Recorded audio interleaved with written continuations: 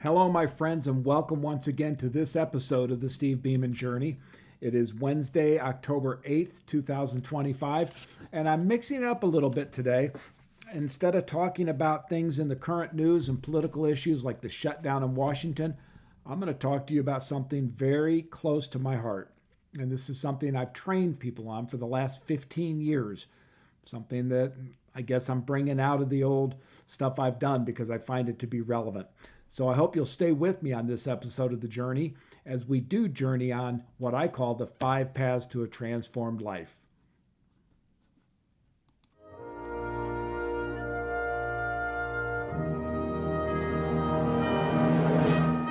I pledge allegiance to the flag of the United States of America and to the republic for which it stands, one nation, under God, indivisible, with liberty and justice for all.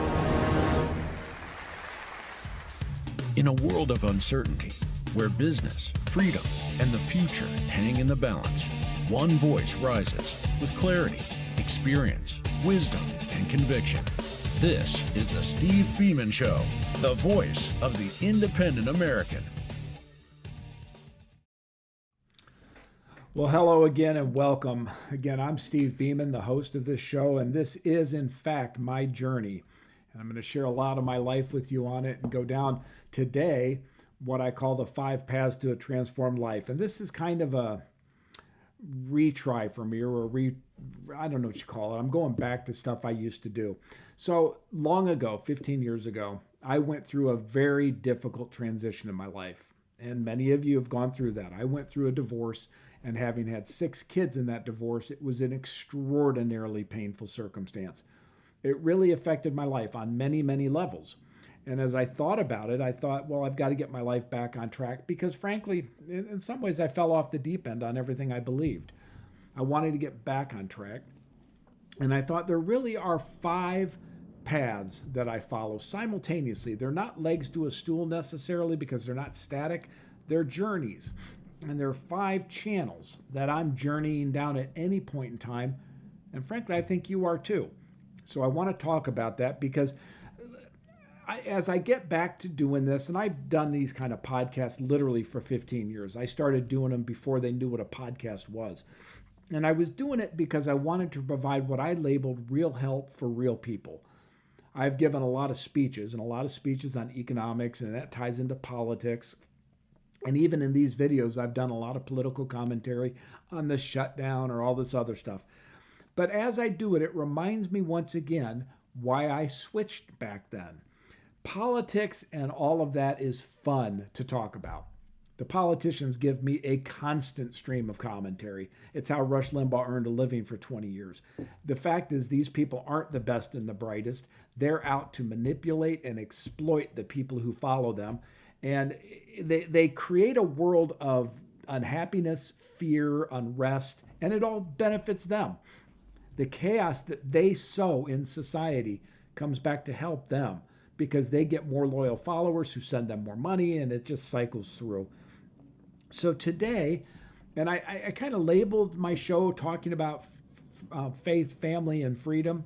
And I want to keep with that theme because I believe that's where success is. But I want to get a little more tactical and come down to what I've called the 5 paths to a transformed life. This is something I really believe in. I've written, 650 articles about this. I've published 130 videos on this. I think if we can come together and understand that we're on a journey together and we're journeying down these 5 paths, well, it opens up a limitless growth opportunity for you and me. It breaks down barriers that prevent us from achieving the goals that we want. It takes us out of victimhood into victorship.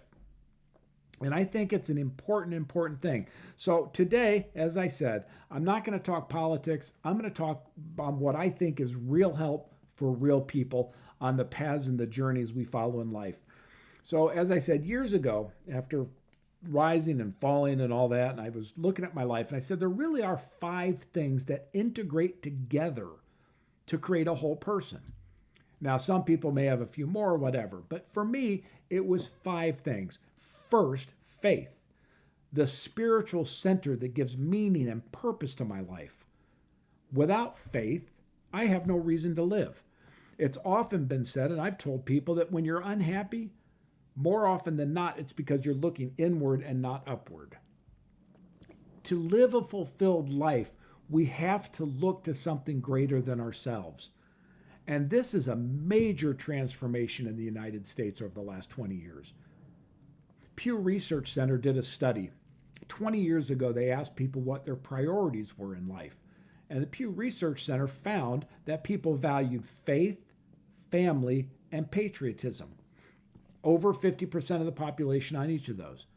They did that same study a couple of years ago, and they found that money and influence were the top rated values. That is not a key to happiness. It's certainly not a key to salvation, but it's not a key to happiness. Money is a terrible master. And we'll talk about that in a minute as I go down that path. But the fact is, I looked at this and I thought in my life, in order to help make things better, we need to come to grips once again as a nation with a faith path. We need to understand that our rights come from God, not from government. It was Tim Kaine, I think, recently said in a Senate hearing that it really bothered him when people say that, because he doesn't want a religiously driven government. It's not religiously driven to say that our Creator endowed us with inalienable rights. Remember, if government gives you rights, they can be taken away. When God gives you rights, no one can take them away. So I think this faith journey is one that we need to go down very thoughtfully, because it drives everything we do. And again, I'll give you more detail on where I stand on all these things as I go through. But secondly, I want to talk about the emotional path. And this is largely driven in my life by people that I've admired and looked at, like Norman Vincent Peale with The Power of Positive Thinking, Dennis Waitley with The Psychology of Winning. These are things that they tie to my faith, certainly, and a lot of the lessons from those positive mental attitude masters come out of Scripture. But it's the putting into perspective, again, the adversity quotient. How much can we face adversity? I talk to people all the time, and the biggest challenges they have are their own fears. So how do we deal with fear, uncertainty, and doubt? Well, the emotional path of our life, telling us how to get a better grip, again, on being a victor, not a victim, that path is hugely important. I had an opportunity to meet with Dennis Waitley, the author of The Psychology of Winning, and I just find that stuff enormously valuable. We'll go through The Psychology of Winning over time, but it is the ability to put into perspective that it is your attitude that determines your altitude. Your biggest enemy is yourself. And to get control of our emotional path, well, that's important as you travel down the journey of your life. The third is the financial path. And I think we'd all be disingenuous if we didn't admit, money matters. I think it was in the book, or in the movie, It's a Wonderful Life, where Jimmy Stewart famously says at the bar, when Clarence says, we don't use money in heaven, he says, well, it comes in pretty handy down here, Bob. Money is important. It can't be everything in our life. It can't be the driving motivation to life. But I will tell you, I've had it. I've lost it. I've had money. I've had poverty. I've had all of it. Now, the poverty I've had isn't as bad as some people have it, but I can tell you it's been, by my relative standards, pretty bad, and I'll share those stories with you. But the point being, the financial path is one of stewardship and becoming a steward over what we've been granted.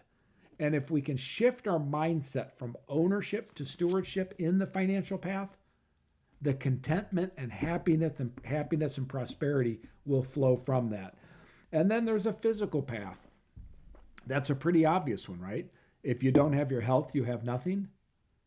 Well, the fact of the matter is, we in the United States need to get back to a healthy mindset. We are obese in this country. We have diabetes problems. We have all kinds of problems. Some of it's driven by our diet. Some of it's driven by technology that's created lethargy. There's a lot of causes for this, but on the physical path, let's work together to learn how we can make ourselves healthier. And then finally, the intellectual path. This is an interesting one because I believe in the idea of lifelong learning. I believe that as long as we're learning, we're growing. And whether you want to learn about poetry or gardening or medicine or science or mathematics or finance, in my case, it's the Bible. As you want to learn about things and you want to study things, it builds a more impressive mind. You can become more enlightened into what's going on. Now, the reason these things are so important to me, look at our country today. Look at the world. We talk about dysfunction. I wrote a podcast, again, 15 years ago on the need we have to regain civil dialogue. Well, with the assassination of Charlie recently, you can't but look at that and say, we have to get back to that. But the health of America holistically isn't going to change unless you and I change. It's all about you and me. The top isn't going to change it. You could love Trump or hate him. He's not going to change your life. In Illinois, you could love Pritzker or hate him. He's not going to change your life. You're going to change your life. I'm going to change my life. And if we build a community of people who change their lives in a positive momentum and positive direction, that's a force government can't stop. If we take ourselves out of the victim mindset, out of the entitled mindset, into one of power and stewardship and victorship, we will reconquer this nation in a way no politician can ever stop it. Kudos to Charlie Kirk and Turning Point USA, because they enlightened a lot of college-age kids and high school kids with the need to open up their minds to the spiritual path especially. Well, let's do that as Americans on a broader path. Let's understand that each of these 5 trajectories that you're on, financial, emotional, intellectual, spiritual, and physical, all of those create a holistic, positive life experience that we need to do. And if we can do that, we are providing real help for real people, and that's what it's about. You can argue politics all day long. You can listen to Bernie Sanders all day long. Lord forbid you listen to Mandami in New York. They're not going to solve your problems. Government does not solve problems. It transfers problems from here to there. The solutions to the problems that you and I have come from inside. And we need to have new ways to think about those problems so that we can become champions of our own life. I believe that to my heart. It's why I started doing this 15 years ago. We didn't have social media back then, so it wasn't as easy to get. I couldn't do a live broadcast like this, for example. Maybe now I can. If you like today's message and you say, yeah, this is legit, I want to go down this path, do me a favor and please put a like on it or send me a message. As I said, I've got 150 videos on this stuff. I'll share all of those with you. I'll share my 600 articles. I'll open up my life to you to walk down that journey with you. We've all been through there. We've been through the mountains and the peaks. And it's not easy when you're in the peak and you look up and say, I can't climb that mountain. I know that feeling. But you can. If you get your 5 paths lined up, you can climb any mountain that's put in front of you. They can't stop you. So first, let's talk a little bit more about faith. That's the foundational path that I hope that you are on a good one on. I have been in a faithful path for most of my adult life. I've said it for years that faith isn't about religion. It's not about man-made things. It's about truth. It's about understanding that there's something greater than you in this world. I've told people for many years, if you're unhappy and depressed, stop looking in, look up.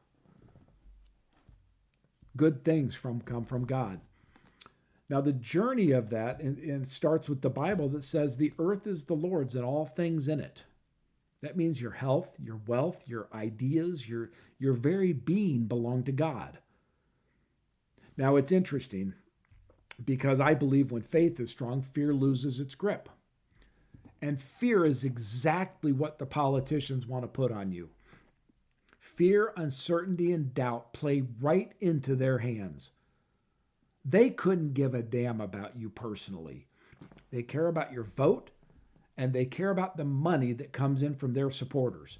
So what do? They put fear into their supporters so that they'll send them money. Again, you see it. You get the emails, you get the text, you get all the stuff whenever there's an issue that separates.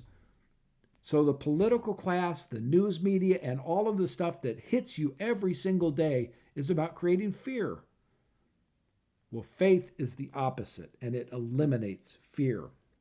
It's what steadies you when the headlines scream chaos. It's what keeps you humble when things are going well. Faith is the foundation of all things in your life. But it's not exclusive, by the way, of other paths. It may be the most important, and it clearly has salvation at the end of it. In my worldview and my life view, and I'll talk openly about it, I believe that Jesus is the Son of God. I believe he rose from the dead. And I'll go through evidence of that, as we journey together. But to me, it's overwhelmingly true. And I'll give you an interesting side note on this. So I've been involved in AI for a long time. Back in the 90s, I was involved in early genetic algorithms and neural nets, and I was studying it because it was part of the work I was doing in Wall Street. As ChatGPT came out, which is the first large language model that you had access to, before people really knew what it was, I was following its development. But I got into it early on, and I said to Chat, I want to ask you some questions. Is Jesus real? And ChatGPT came back and it gave me both biblical and extra biblical historical evidence that could only conclude in its mind, yes, Jesus actually lived. Okay, I believe that. I think historically we have a lot of evidence about it. I further then said, well, if Jesus lived, was he dead, crucified, and buried? Again, ChatGPT looked at the historical evidence, came back with biblical and extra biblical evidence and said, yes, it is a historically, at least you can't say proven because you can't prove history, but it's a historically supported event that he was died, crucified, and buried.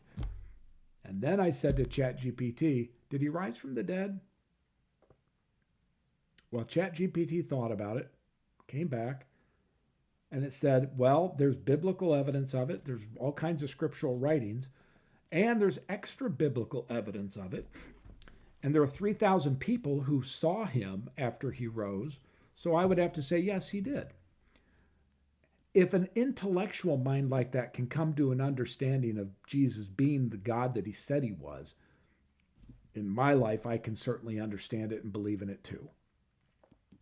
I know for some, they say, well, Christianity is exclusive, and it is in the sense that Jesus said, I am the way, the truth, and the life. No man comes to the Father but through me. That's exclusive. But where it's not, and it's ultimately inclusive, is we're all in the same boat. No matter who you are, your wealth, your race, your gender, no matter what you believe, we are all, as the Apostle Paul said, we are all sinners and fall short of the glory of God. We're all in the boat of sinners together. None of us better than another. We're all equivalent in that. Our salvation then is by grace, and we should all just be grateful for it. But on your spiritual path, let's work together to answer the questions you have. Let's work to find the answers so that you can build a more robust spiritual path. Then let's look at the emotional path. As I said, this is mastering the heart, if you will. It's not about feelings per se. It's about emotional strength.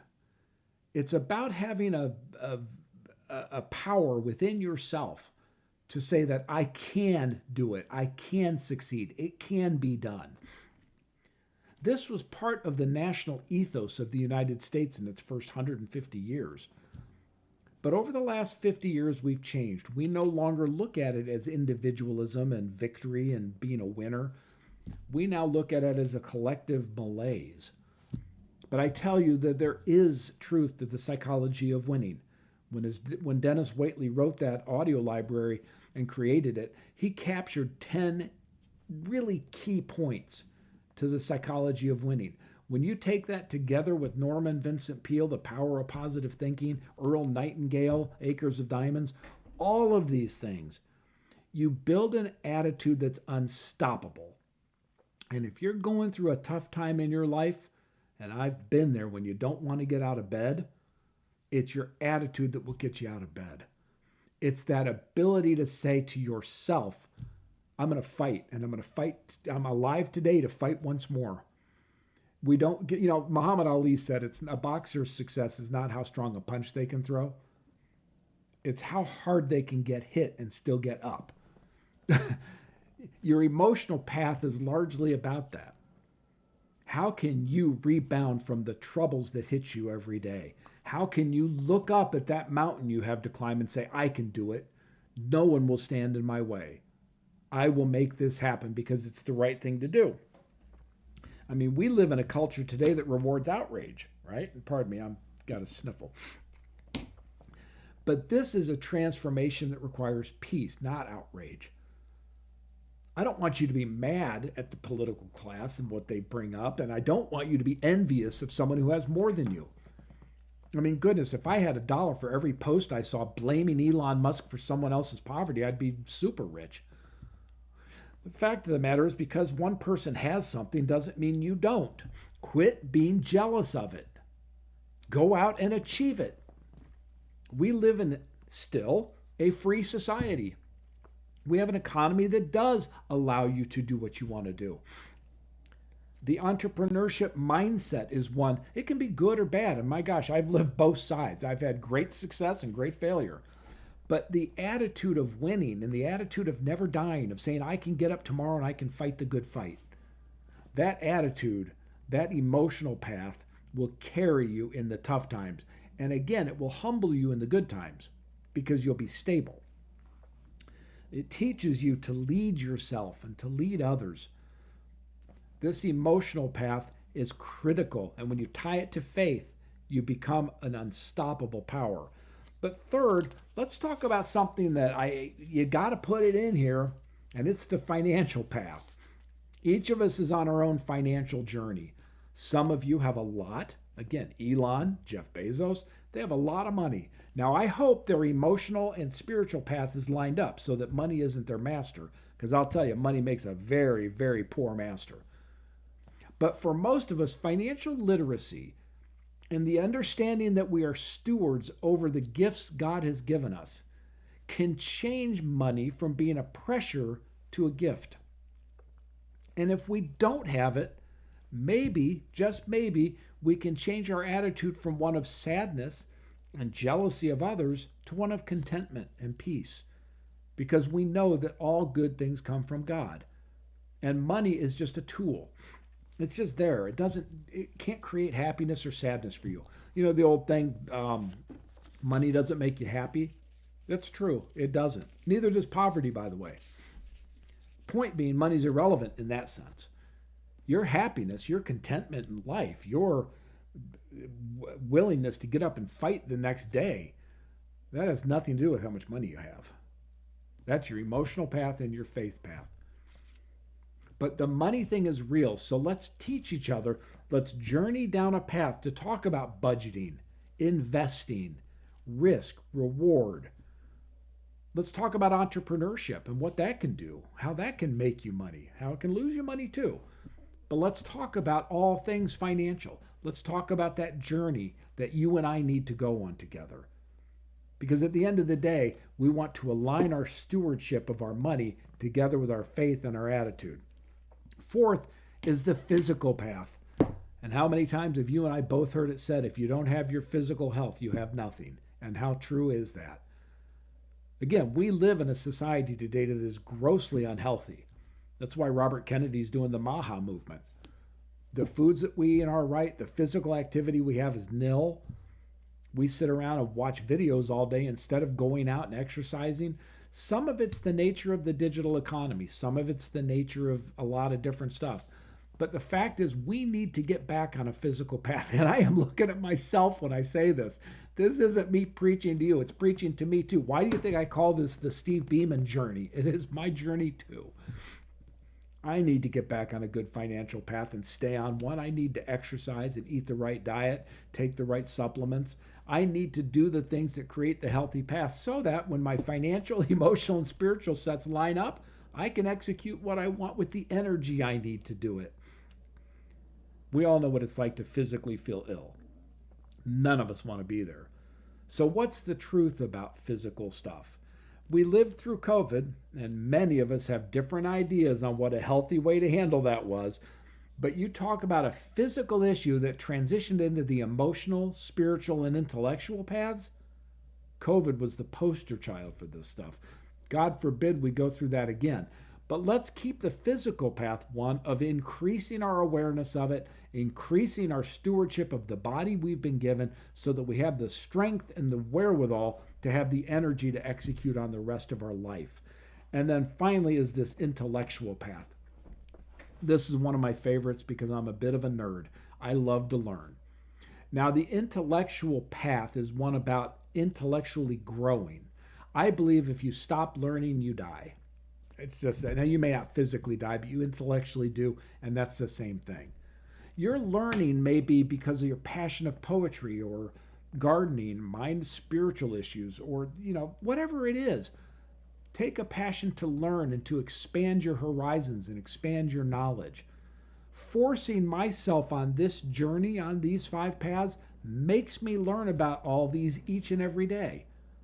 I'm on a constant learning rocket ship.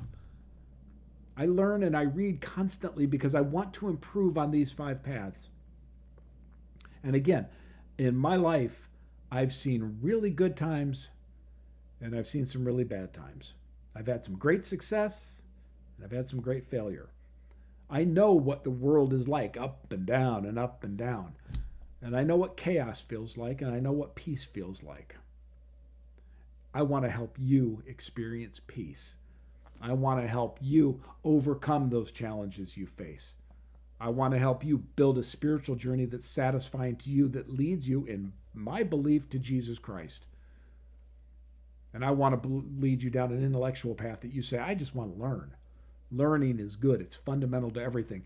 And for those of you who are my age, I'm in my 60s, we have children and grandchildren. Let's go to those and express the learning ideas to them. Let's help them become fans of lifelong learning so that they live a fulfilled life. And let's guide them as we are instructed to do. I think oftentimes in our world, the older people are dialed out. Younger people no longer respect the elders, and that's been true. Aristotle made a comment about that. But the fact is, we as parents and grandparents need to reintegrate with our children and our grandchildren along an educational and transformative path. So let's teach them that there are 5 paths to their lives, and they need to be whole on all of them. And let's work to give them that information. The intellectual path will prevent you from being manipulated. You'll have the knowledge to deal with the politicians who want to separate from the people who want to just argue for argue's sake. Really, let's try to do real help for real people and move forward in a journey that makes all of us in a better place. So let me just wrap up by bringing it together and talk about, again, these 5 paths: faith, emotions, finances, physical, and intellectual. Those things you'll never walk perfectly. Lord knows I haven't. But it's a journey. It's a journey that we're all on. And it's a journey that we can improve on together as a community. I don't believe that, Hillary Clinton said it takes a village. I don't believe that. I think it takes an individual. But if a group of us as individuals are also journeying down the similar paths, we can help each other do better. It's having a partner. And you look at Alcoholics Anonymous and they give somebody a faith partner. All of us need that. All of us need people to hold us accountable. And I think we as a community can hold each other accountable. I look forward to that. I think the secrets of transformation on all of this is that you transform one day at a time. I worked for a guy long, long ago who was an alcoholic, and he took me to AA meetings. And I found it fascinating. It was one of the great learning experiences of my life because I learned that these are all people who share a weakness, and together, one day at a time, they try to make their lives better and therefore the lives of that group better. Well, we're on a journey of life, and if we can take one step, one day to make it a little better journey for us, then everybody around us will benefit from it. So transformation for us comes from us. It's not going to come from Washington. It's not going to come from the State House or the cities. It's not going to come from the schools or the social media platforms. It's going to come from you and me. And together, we can build a brighter tomorrow. And the reason that I'm so big on this now, and I want to do, there's a whole bunch of stuff, but one of the drivers behind me re-engaging in the social media space is a firm belief I have that the digital economy of tomorrow doesn't look anything like the industrial economy of the past. The dislocations that will be created through the integration of advanced AI and robotics are going to be off the charts huge compared to what we've seen in the past. Yes, new opportunities will be created. Absolutely. And that's exciting. But there's a lot of dislocation moving to that at a very rapid pace. Moving into the industrial economy took a long time. Moving into the digital economy is going to happen at the speed of light. So as we go through that social transition and all that that's going to bring down through politics and society and everything else, you have to individually be strong enough to withstand that. And I believe that comes from understanding and journeying down the 5 paths. Be strong enough and foundationally solid enough that when this digital transformation hits, you're not left behind. To me, that is enormously important. So I want to thank you for joining me today. I hope that this has been helpful. As I said, if you find this interesting and you say, yeah, let's go down this together, let me know. I'm wide open to doing this. I'm wide open to opening myself up again, reposting some of those videos I did, re-engaging some of those articles, and looking at these 5 things to say, let's move together on that journey. And therefore, the Steve Beaman journey gets published. That's what it's all about to me. I thank you very much. I look forward to seeing you tomorrow as we go down another episode of the Steve Beaman journey.